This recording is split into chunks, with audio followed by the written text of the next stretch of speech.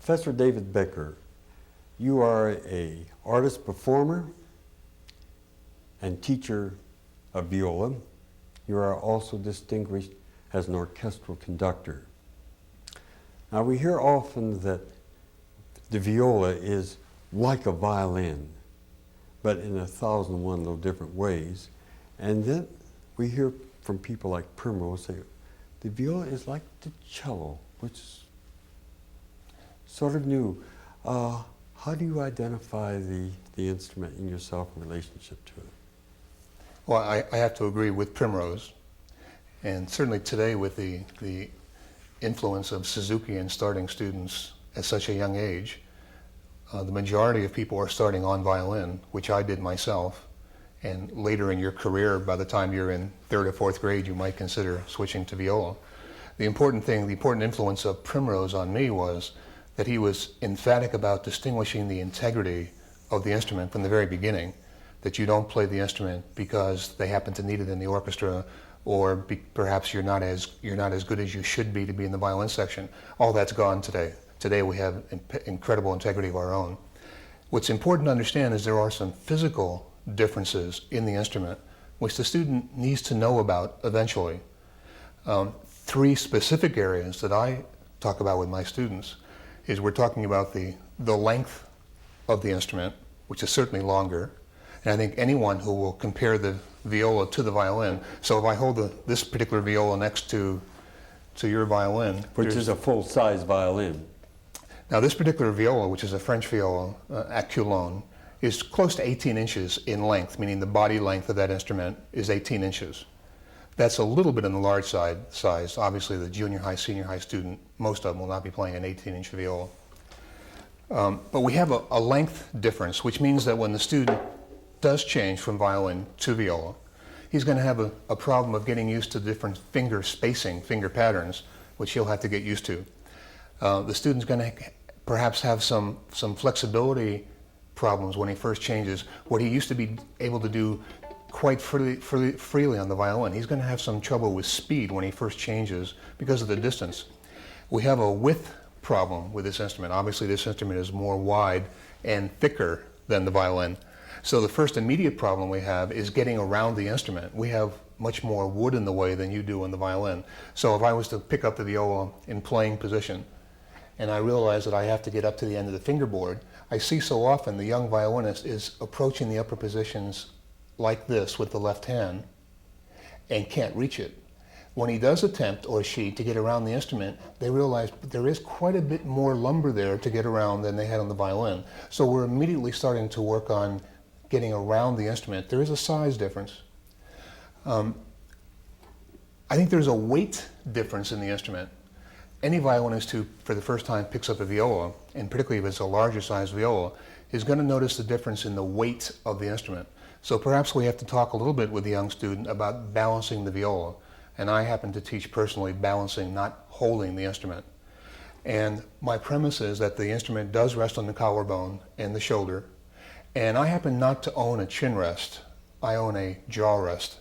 So as opposed to the school that lines up the nose with the scroll, which is a chin rest, I happen to use the jaw, which means that I can sit in an upright position as I would normally sit and talk to someone, support the instrument and balance the instrument, carry on a conversation. Many times in lessons I have my students chew gum, sugarless gum, and they have to throw it in the trash can when they leave the class, so there's no conflict with discipline. But as long as they can chew the gum and carry on a conversation, I can't have a stiff jaw. Once I lock the jaw, I can't chew gum, and I'm now getting into pressing, I'm getting into holding, I'm getting into gripping. All the words that we want to eliminate from our vocabulary with young students. I'm balancing the instrument.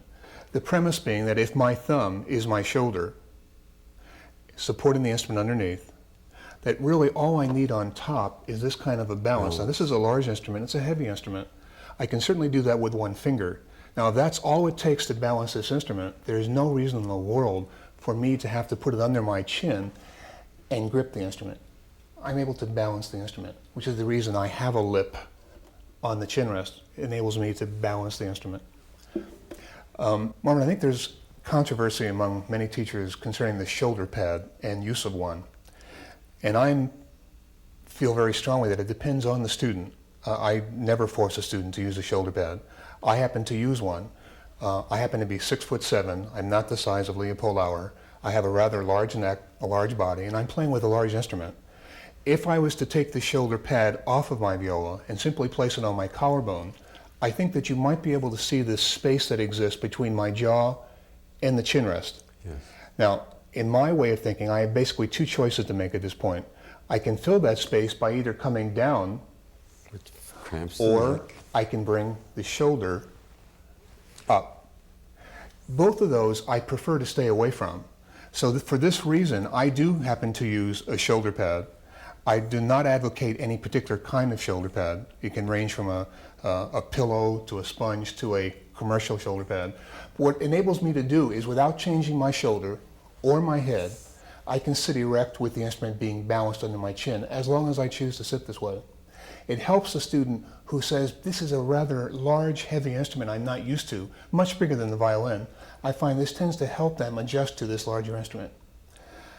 I think another consideration is we have to be very careful. There seems to be, and has been for a number of years, a fad to try and supply the largest viola we can find for a student, with the premise that the larger the instrument, the bigger and the better the sound. Now, I don't really want to debate today the acoustical factors of a large versus a small instrument, but I do now have too much experience with young students who were forced to play too large an instrument, where their left arm was overextended, the jaw, the neck, the shoulder was overextended, holding up this large piece of wood underneath their jaw. And I would certainly advise that they stay away from that large instrument. When someone asks me the question, how do you choose that size viola? Because obviously now the violas are made in different sizes, just as are violins. I still go back to the old technique of extending the left arm, putting my fingers around the scroll, and essentially the fingers should be able to reach inside of the scroll. It's a fairly good beginning test. From there, I have to go back to playing position with my left hand and see whether in fact I can reach the notes in first position.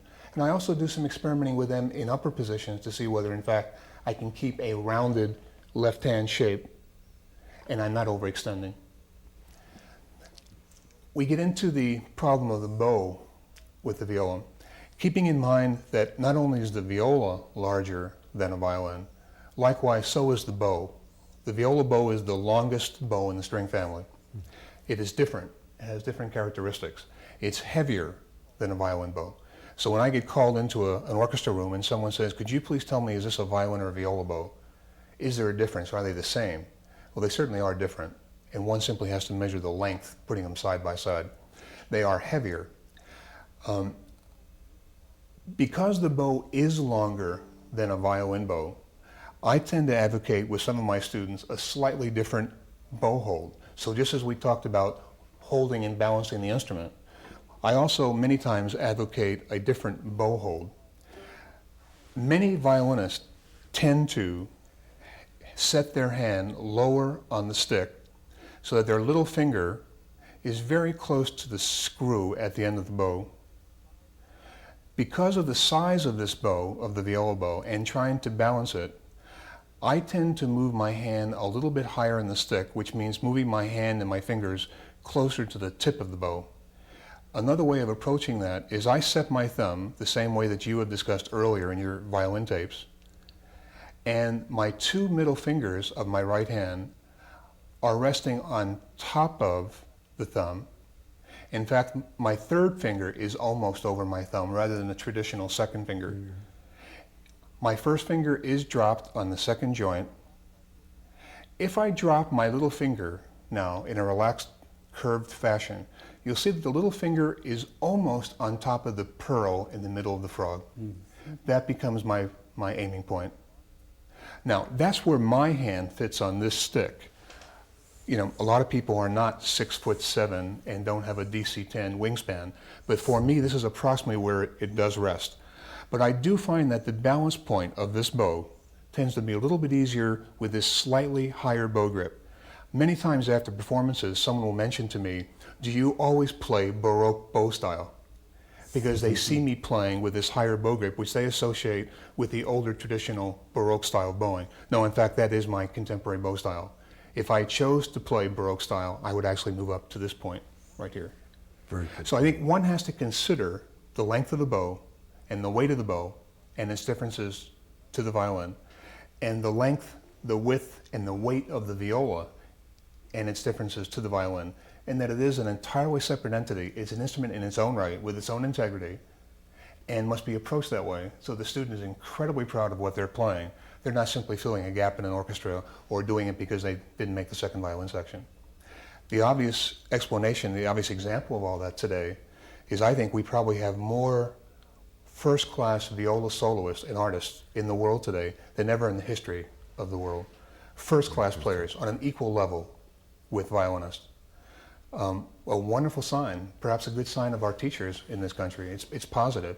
So a student no longer is trying to play the viola just to play some Strauss waltzes. He has a goal to shoot for. He can be one of the great artists in the world on his instrument. When I walk into an orchestra room and I see recordings of violinists, I see a recording of cellist, I see now even some bass recordings, by all means I assume and I expect to see right next to that at least one or two of the great viola recordings or the great viola artists playing viola repertoire. We are no longer carryover from the second violin section. When we're discussing differences between the violin and the viola, I think one of the most noticeable differences is tone production. The viola is, since it is not a violin, we've already expressed that point of view. Therefore, one hopes that we don't want to sound like a violinist. So my upbringing has always been you want to sing and sound like a cellist.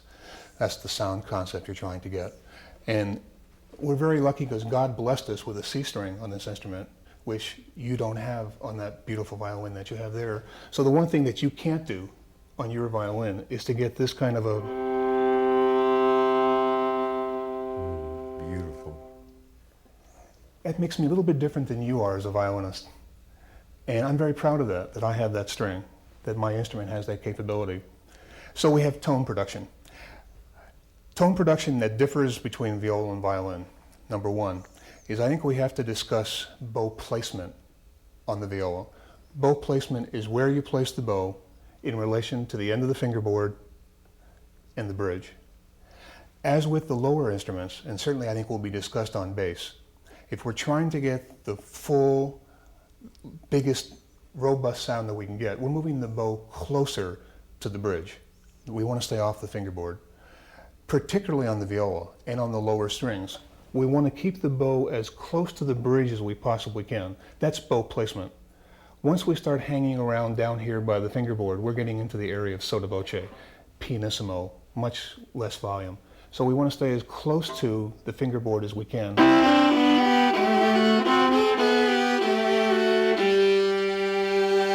Trying to pull that sound out of the instrument.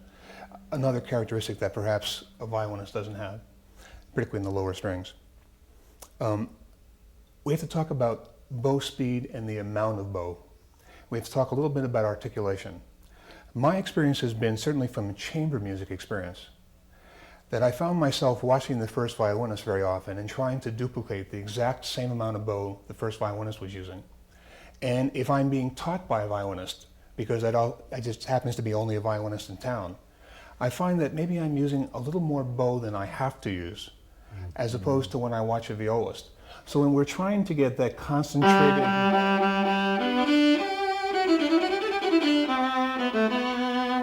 Very often at contest, I see an abundance of...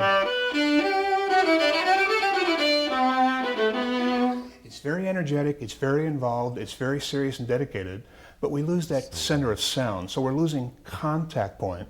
But I also tend to believe that this possibly is an upper string player, violinist, and perhaps is being taught by possibly a violinist. The viola teacher and the viola student would tend to be using a little bit less bow and more concentrated sound. A slower bow also. Tends to be a little bit slower. Yes. And articulation tends to be a little bit shorter. Just as a cellist in a string quartet, very often, if we're trying to match a spiccato bow stroke, We're trying to get a short bow stroke. The cellist will tend often to use a little bit shorter notes than the violinist is using because the instrument is so resonant. The viola tends to be more resonant than the violin. So I may even have to ask my viola section in orchestra to play a little bit shorter than the violinist because I have that natural reverberation working for me. Bass players will certainly take advantage of that same concept. So we're talking about articulation. I believe very strongly that using the flat part of the hair on the bow is particularly characteristic with the violist. I certainly know a lot of wonderful violinists who use the same concept. I tend not to tilt the wood of the bow away from me, but I in fact put the wood of the bow on top of the hair. I'm trying to get as much of that hair, which if we were to take a piece of that hair off of the stick, put it under a microscope, we find out in fact that that white, smooth, silky surface essentially looks like sandpaper. And what I'm trying to do is to get that rough surface to grip the string so I can get reverberation, get sound. In order to do that, I want as much of it on the string as I can get.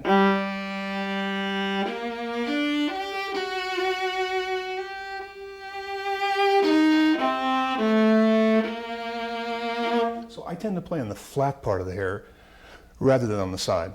I would use the side for sotto voce, for pianissimo playing, where I don't want all that contact. Contact point, which I live with a lot with my students, trying to keep the bow as close to the bridge as possible and over the two top F holes many times is a guide to use. One of the old techniques of putting two straws in these two top F holes, enabling my bow to stay in one spot and not rotate on the string, I find a very good technique. But finding the contact point, and this brings up, I think, an important issue in my teaching.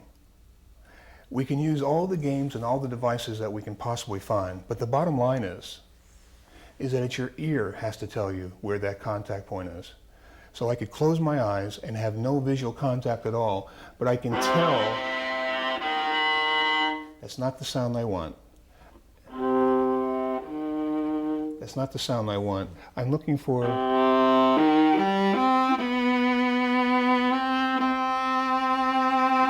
I have to have my ear involved in the process, ear training. My ear tells me, and the more sophisticated I become, the more violists I listen to, the more recordings I listen to, the more great orchestras with great viola sections I can listen to or watch videotapes in school, the more sophisticated my ear will become. That to me is maybe more important than just finding the formulas for placing the bow on the string. But it's the contact point that's important to me. Vibrato, I think, is very important in tone production. I often hear people respond to me that a violist vibrates, meaning the speed of the vibrato vibrates slower than a violinist does. And I happen to personally disagree with that. The great violists that I know of, that I admire and work toward their sound, have equally as fast an oscillation of vibrato. What I do find that makes their sound a little bit warmer, a little bit darker, more cello-like, more bass-like, is the width of that vibrato, is they're actually covering a larger distance when they vibrate. So when I see the student who's playing with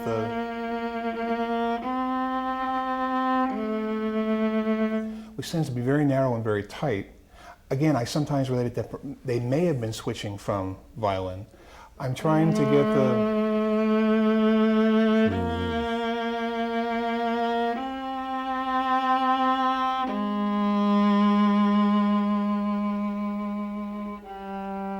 it's the width. Now, in order to get that width into the vibrato, I have to consider using the flatter part of the finger.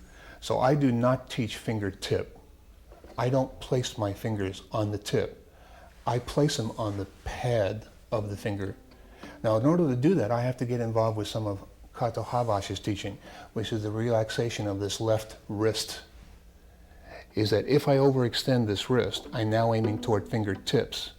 Since I'm trying to have more width, I want more skin on the string, I have to relax this wrist. And I'm deliberately trying to shoot for more pad.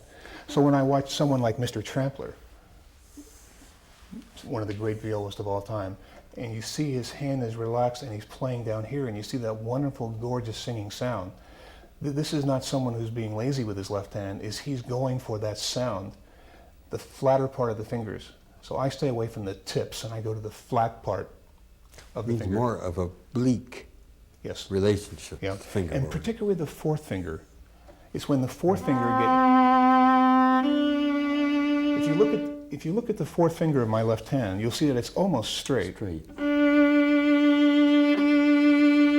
But because the joints are flexible, the first and second joint is flexible, I'm able to, but I don't try and set it on his fingertip, where my hand tends to lock. That's a critical difference with the violin, I Yeah. think, because many violins want this finger curved Right. for that reason. Right. Very important. Robert, another obvious difference that a violinist confronted as soon as he switches is clef reading.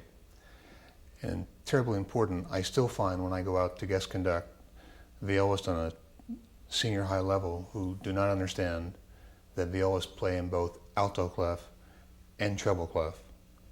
So when we do a piece like, first piece comes to mind, the Copeland Hoedown, which so many high schools do, and they come to those two very famous passages that are in treble clef, and the violists just stop playing those particular spots, that we have to remind ourselves that we do play in two clefs. Now, the question continuously comes up, and there certainly are plenty of books available now on drill to help a young violist learn to read the clef. The one book that I would like to particularly emphasize, because I find it becoming more and more predominant in my personal teaching, is the book by Doletsky, which is called Modern Viola Technique. And this is published by Da Capo Could Press. you spell Doletsky? D-O-L-E-J-S-I. Thank you. That's pretty good, isn't it? Doletsky comes out of the Russian Auer Sevchik school, very disciplined. I think, as with many fine approaches, has to be handled carefully by the teacher. Can be used in a class setting, can be used in private studio, can be used from the day one, first time the person picks up the instrument, through artistic level. It's a wonderful book of exercises. I'm now dealing with studies 1, 2, and 3 out of this book. The first study in the book, which is encompasses one position at a time, and is built around an ascending and descending one octave scale. The exercise, very simply, is starting on the open C string. It's a C major scale, one octave. When we get to the top of the scale, we turn around and come back down again, which brings us out now on a D. And now I start again. Turn around.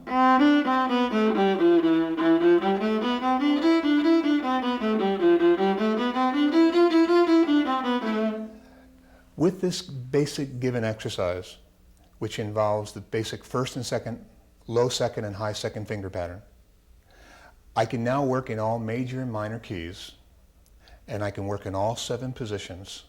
So I'm not only learning the clef, I'm also learning the fingerboard.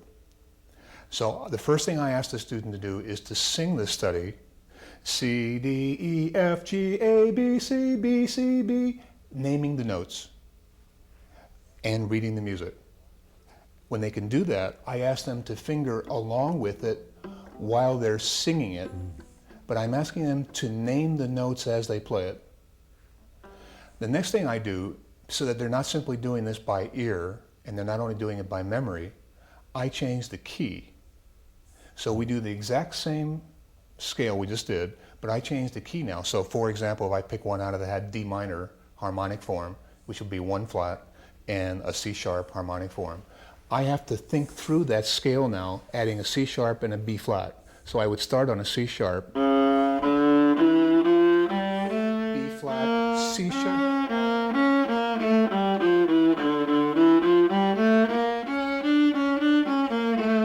So it's absolutely impossible to have the student learn this by ear or by memory. But where I find this useful is when I have that 1 or 2 students in my class who are getting pretty cocky and they've already figured it out, all I do is change the key and I have them right back in the thought process. So I can use this just as you use a lot of the Bornoff material in a drill situation where I can walk through the class and help individuals, even though I'm teaching in a homogeneous class. The Doleshki exercise lends itself well to that kind of group situation. Concept. Once I have gone through major and minor keys, and I think they're really beginning to learn that position, I immediately start changing positions. So if I was going to do that same C major scale, I now do it in second position. I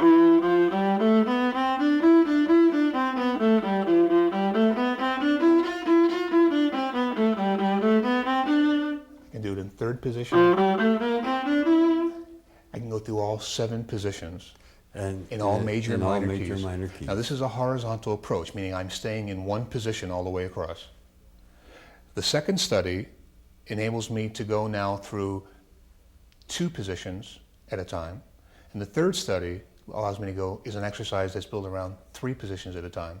But it's always using all major and minor keys. It also teaches me to practice scales not always starting on the tonic note, which I think it can get us into a lot of trouble. Absolutely. It also allows me to learn finger patterns and scales starting on the top of the scale, coming down. So I would strongly advise that teachers would look at the Doleshki book, Modern Viola Technique. And it's particularly the first 3 studies that can be used. I use these with junior high students and I use them with artist level performers. They're pertinent on any level. It's how you use the material. I do an awful lot of singing with my students. If they cannot sing the study, I don't let them play it. This I learned from the pedagogy school, which was constantly asking, sing the study, sing the repertoire. Do you really have it in your heart and in your mind? Then put it on the instrument. Sing first. Another technique that I like to use with my students that I have found benefits from, as long as it's not overdone, is the use of the electronic tuner, which we are now blessed with in many classrooms and many studios, as an intonation study. So for example, if I was working on this Doleshki study, first position, key of C major, I would turn the electronic tuner on to a C, the tonic note, and I have the student practice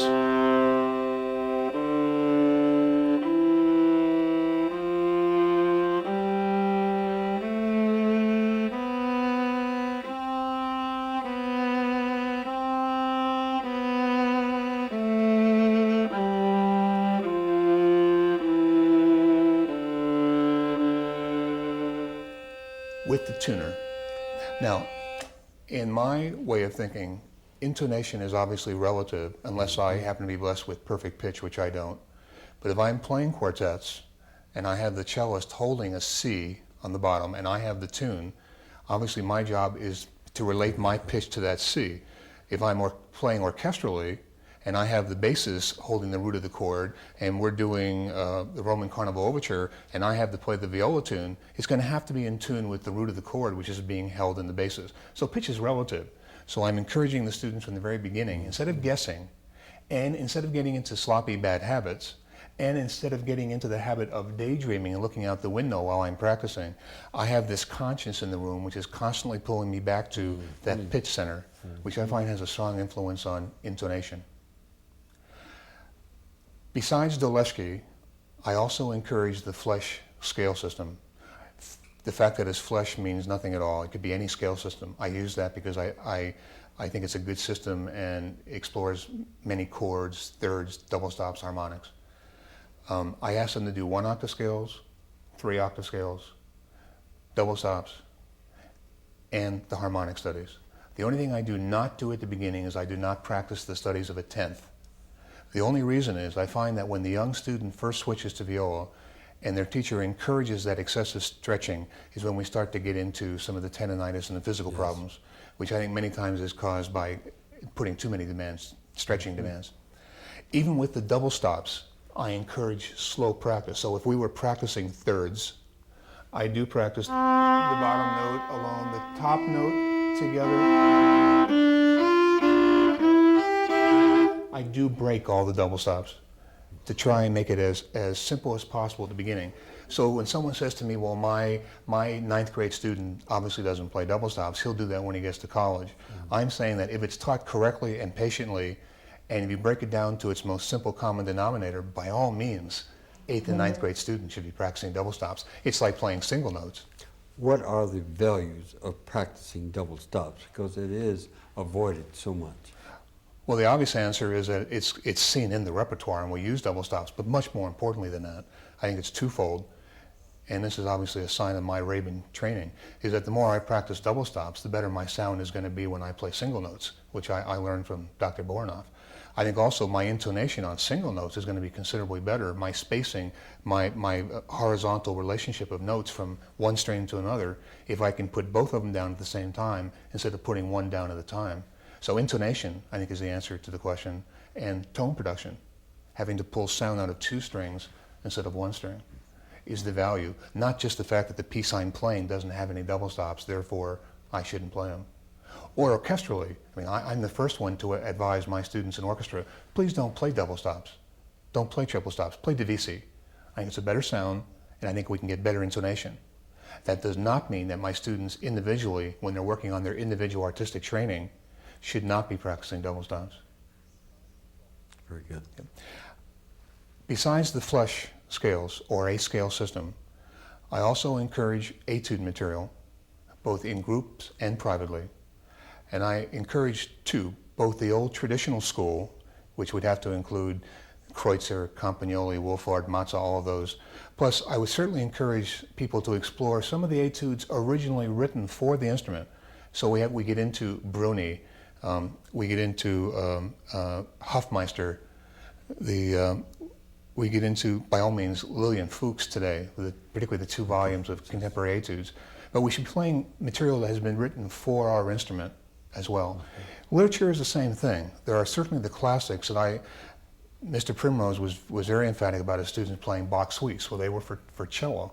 But the value, technically and musically, of playing those suites, we can't replace. So there are some things, some repertoire, I think we should play transcriptions as part of the educational process. The only thing I ask is that we try and balance the nutrition by incorporating original repertoire for the instrument. So when all I hear at competitions is the Seitz violin concerto, and I realize, why haven't we possibly discussed the Joseph Schubert C major concerto, of which there are 3 concertos he wrote. We get into the Pleyel, the Hofmeister, the Dittersdorf, which technically have the same kind of problems and musically have some validity to it. Why not play the repertoire for our instrument? Now, if there is a question, if I was a violinist and I'm not familiar with viola repertoire, by all means, I think you should explore reading the book by Henry Barrett, B-A-R-R-E-T-T, from the University of Alabama Press. Mr. Barrett was with the well-known Chatta Quartet, was professor of viola at the University of Alabama. But the book is probably the book now of instruction on viola, but most importantly is in the back of the book is a wonderful listing of scale, study, etude material, repertoire, concerti, sonata, duet, trio. Is a wonderful place to start. Now, by no means is it all inclusive, but as a place to start, it lists the publisher, where you can get the material. Would be a way of exploring some new repertoire for the instrument instead of continuously playing the same violin repertoire. It's interesting that your remarks about transcriptions, that it appears that the most successful transcriptions that we accept in the viola literature are taken from the cello rather than from the violin, wouldn't you say? Well, like the Bach cello suite, Like which we literally play in the same key, except possibly the 6th suite, which many transcribe down. That's the famous suite that Schubert, which Mr. Giorana has suggested that we do down a 5th, which I think works so much better. In fact, Mr. Primrose eliminated that suite from his book, doesn't include it, because of the high register, and felt that it just did not work well on viola. I think the solution, since I don't have perfect pitch as Mr. Primrose did, I feel very lucky to have a chance to play that great repertoire. I'm satisfied to take it down and transcribe it. But I think it is, as the Schubert Arpeggione Sonata and the great cello repertoire. I certainly don't stay away from the violin repertoire like the sonatas and partitas, where I tend to use that material. Rather than have my students perform that material, I tend to use some of the partitas, for example, as my etude material. So that I learned, from Mr. Schneider, who said, why are we spending time playing etude material when we could play great repertoire learn the great repertoire, gain the same benefits technically, but have so much more musically. So instead of assigning another Campagnoli etude, I take one of the presto movements from the partitas of the sonatas, of the Bach violin sonatas, as a technical training, even though they may not perform that as part of their recital. But still very satisfying musical experience. Technically and musically, right. Yes. Right. Students carry over from lesson to lesson or from class to class. And not only on a private lesson basis do you see a student once a week, but many times in school you have one class during the week. And by the time a week has gone by, it seems like we're recovering old material more than we are covering new material. And in recent years, I have started the policy, I will only teach a private or a group session if the session is taped. And any session that's in that class, any student that's in that class must also bring a tape recorder. But what I have found is instead of having one lesson a week, they essentially could have 5 or 6 lessons a week if they turn that tape on and listen to that and refresh those things that we discussed. Okay. And I find I'm retreading a lot less material than I was previously. I also find that the use of the video camera in lessons and in groups has helped tremendously, where when you explain to a student that perhaps they're letting the instrument hang too low, and you explain the reason why perhaps they should not do that and how it affects the bow. You know, we have the old idea that violas being so heavy, we all should play like this. And of course, I don't know many great violas that do let the viola hang down with the scroll toward the floor. But if we explain why not to do that and how it affects the bow and affects tone, there's nothing greater in the world for the student who says, I don't really let it hang that badly. To let them see themselves on videotape is worth 5 of my lessons.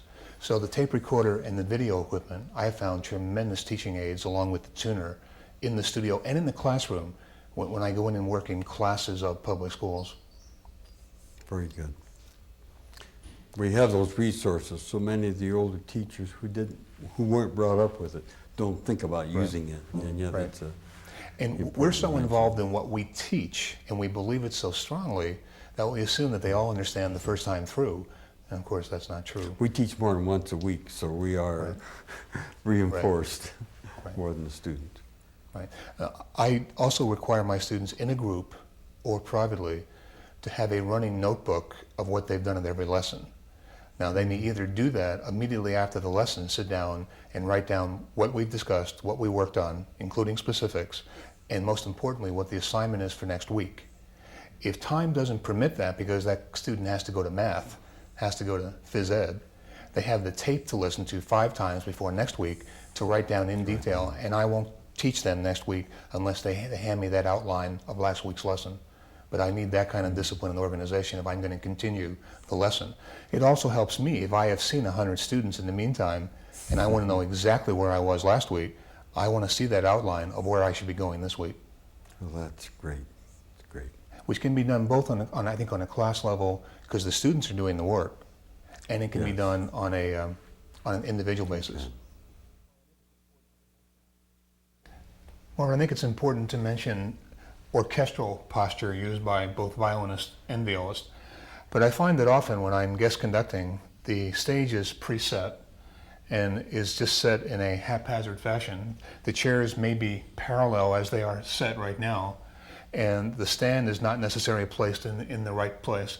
But I'd like to discuss a few points that I use when I'm playing orchestrally, and particularly since I have such a large structure, I have to be careful how I sit so I don't get those back problems, which I hear a lot of young and older professionals complaining about.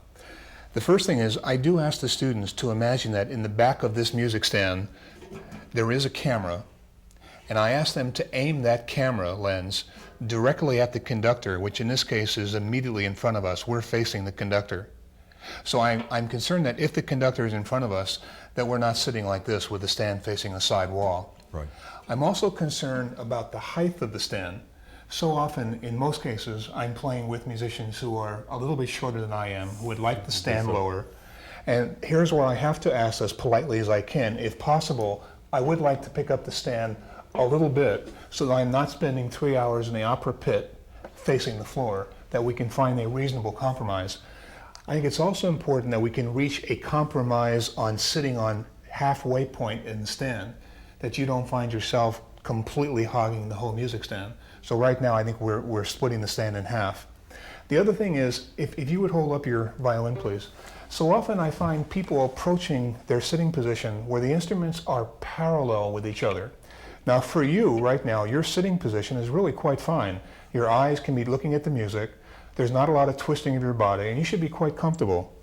If I choose to look at the music, I have to either turn my head and look over the viola, which you can hear by my voice is cutting off my throat and my breathing process, and is going to cause tension in my neck and my shoulders, or I will have to do this, turn the upper part of my body to look at it. And you'll see now how my upper body is twisted. And here's where I have to encourage the students to not only twist their body, but to turn their chair so that my instrument is not parallel with your instrument, but now I'm facing the music and can see it likewise, and the F-holes are still facing out. And you can still see the conductor. And I can still see the conductor. But I'm trying to avoid that excessive twisting and turning and pinching, which so often causes those back pains and that discomfort when someone's playing for an extended period of time, but still allows me to see the music. We see a great deal of that. The I think so. twisting, the off balance of the body. Now, I learned so much of this from Maestro Robert Shaw, who would spend time before rehearsals and concerts literally setting the chairs the way he wanted to on stage.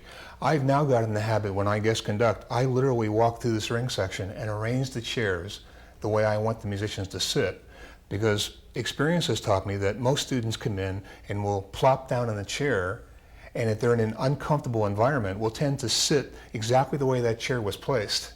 They won't take the initiative unless I teach them to change it.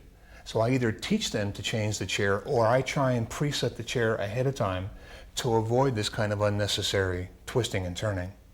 So there really doesn't have to be any contradiction between the right posture to play your instrument, to be able to see the music, and watch the conductor. Absolutely not.